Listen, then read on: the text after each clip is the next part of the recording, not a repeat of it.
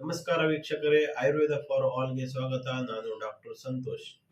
ಇವತ್ತು ನಾವು ಚರಕ ಸಂಹಿತೆಯಲ್ಲಿ ಹೇಳಿರುವ ಪ್ರತಿಶಾಯ ಚಿಕಿತ್ಸೆ ಅಂತ ಹೇಳಿದ್ರೆ ಕ್ರಾನಿಕ್ ರಿನೈಟಿಸ್ ಅಥವಾ ಅಕ್ಯೂಟ್ ರಿನೈಟಿಸ್ ಅಥವಾ ಸೈನಸೈಟಿಸ್ ಅಂತ ಹೇಳ್ತೀವಲ್ಲ, ಇದರ ಬಗ್ಗೆ ತಿಳ್ಕೊಳ್ಳುವ.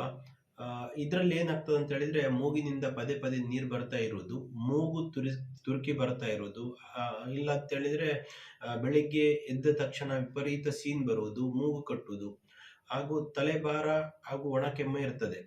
ಇದಕ್ಕೆ ನಾವು ಆಯುರ್ವೇದದಲ್ಲಿ ಹೇಳಿರುವಂತಹ ಪಿಪ್ಪಲಿ ರಸಾಯನ ಅನ್ನುವ ಮನೆಯಲ್ಲೇ ಮಾಡಿಕೊಂಡು ಈ ತೊಂದರೆಯಿಂದ ಸಂಪೂರ್ಣ ಗುಣಮುಖವಾಗಿ ಜೀವನ ಪರ್ಯಂತ ಬರಬಾರದು. ಆ ರೀತಿ ಮಾಡುವುದು ಹೇಗೆ ಅಂತ ಈ ವಿಡಿಯೋದಲ್ಲಿ ತಿಳ್ಕೊಳ್ಳುವ. ನೋಡಿ ವೀಕ್ಷಕರೇ, ಈ ಔಷಧಿಗಳು ಯಾರ್ಯಾರು ಹೇಳಿದ್ದಲ್ಲ, ಚರಕ ಸಂಹಿತೆಯಲ್ಲಿ ಎಕ್ಸ್ಪ್ಲೇನ್ ಮಾಡಿದ್ದಾರೆ. ಇದು ಇಂಡಿಯನ್ ಸಿಸ್ಟಮ್ ಆಫ್ ಮೆಡಿಸಿನ್. ಇದರಲ್ಲಿ ಪ್ರತಿಶಾಯ ಅಂತ ಹೇಳಿದ್ರೆ ರನ್ನಿಂಗ್ ನೋಸ್ ಅಥವಾ ಅಲರ್ಜಿಕ್ ರೈನೈಟಿಸ್ ಯಾರಿಗೆಲ್ಲ ಇದೆಯೋ ಅವರು ಒಂದ್ಸಲ ಪ್ರಯತ್ನ ಮಾಡಬಹುದು.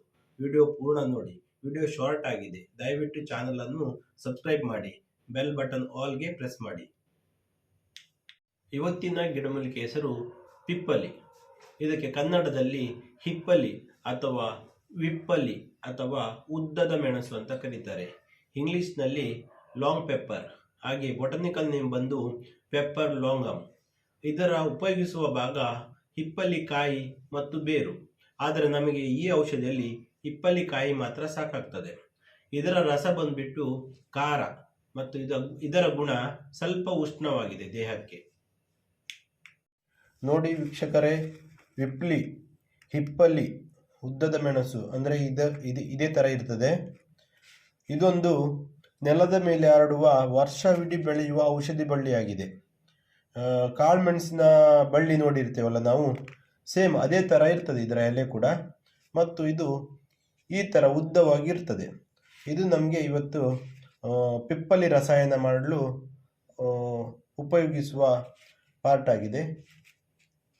ಇದರದ ಗುಣ ಉಷ್ಣ ಗುಣ, ಇದು ಸ್ವಲ್ಪ ಉಷ್ಣವಾಗಿರ್ತದೆ ದೇಹಕ್ಕೆ, ಹಾಗೆ ರುಚಿ ಕೂಡ ಇದರದ್ದು ಖಾರವಾಗಿರ್ತದೆ.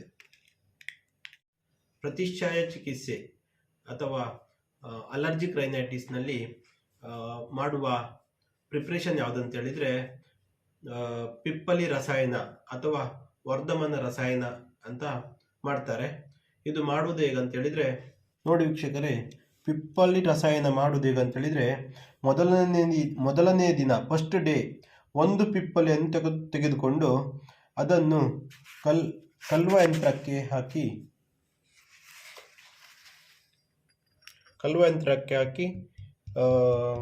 ಫೈನ್ ಪೌಡರ್ ಮಾಡ್ಕೊಳ್ಬೇಕು.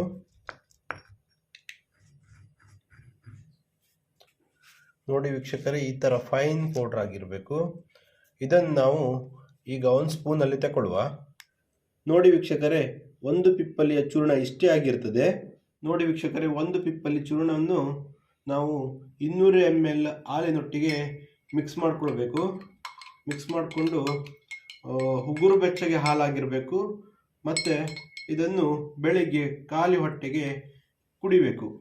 ಅದೇ ಥರ ಎರಡನೇ ದಿವಸ 2 ಪಿಪ್ಪಲಿ ಮತ್ತು 200 ml ಹಾಲಿನೊಟ್ಟಿಗೆ ಖಾಲಿ ಹೊಟ್ಟೆಗೆ ಸೇವಿಸಬೇಕು. ಅದೇ ಥರ ಮೂರನೇ ದಿವಸ 3 ಪಿಪ್ಪಲಿ ಮತ್ತು 200 ml ಹಾಲು.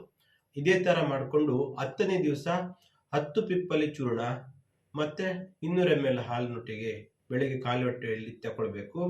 ಆದರೆ 11ನೇ ದಿವಸ 9 ಪಿಪ್ಪಲಿ, ಅಂದರೆ 1 ಪಿಪ್ಪಲಿ ಕಡಿಮೆ ಮಾಡ್ಕೊಳ್ಬೇಕು.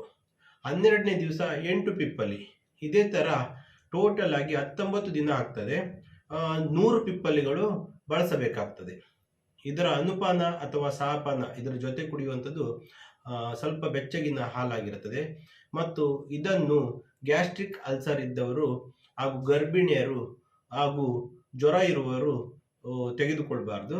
ಮತ್ತು ಪಿಪ್ಪಲಿ ರಸಾಯನ ಮಾಡುವಾಗ ಮೊಸರು ತಿನ್ನಬಾರ್ದು, ಎಣ್ಣೆ ಪದಾರ್ಥ ತಿನ್ನಬಾರ್ದು, ಅದೇ ರೀತಿ ಕೋಲ್ಡ್ ಡ್ರಿಂಕ್ಸ್ ಕೂಡ ತಗೊಳ್ಬಾರ್ದು. ಈ ಔಷಧಿಯು ಆ್ಯಂಟಿ ಇನ್ಫ್ಲಮೇಟರಿ ಮತ್ತು ಇಮ್ಯುನೋ ಮಾಡ್ಯುಲೇಟರಿ ಆಗಿರುವುದರಿಂದ ಶ್ವಾಸಕೋಶಕ್ಕೆ ಸಂಬಂಧಪಟ್ಟ ಯಾವುದೇ ರೋಗಕ್ಕೆ ಅತ್ಯಂತ ಉಪಯುಕ್ತವಾಗಿದೆ. ಇಷ್ಟು ಹೇಳಿ ಈ ವಿಡಿಯೋ ಇಲ್ಲಿಗೆ ಮುಗಿಸುತ್ತೇನೆ.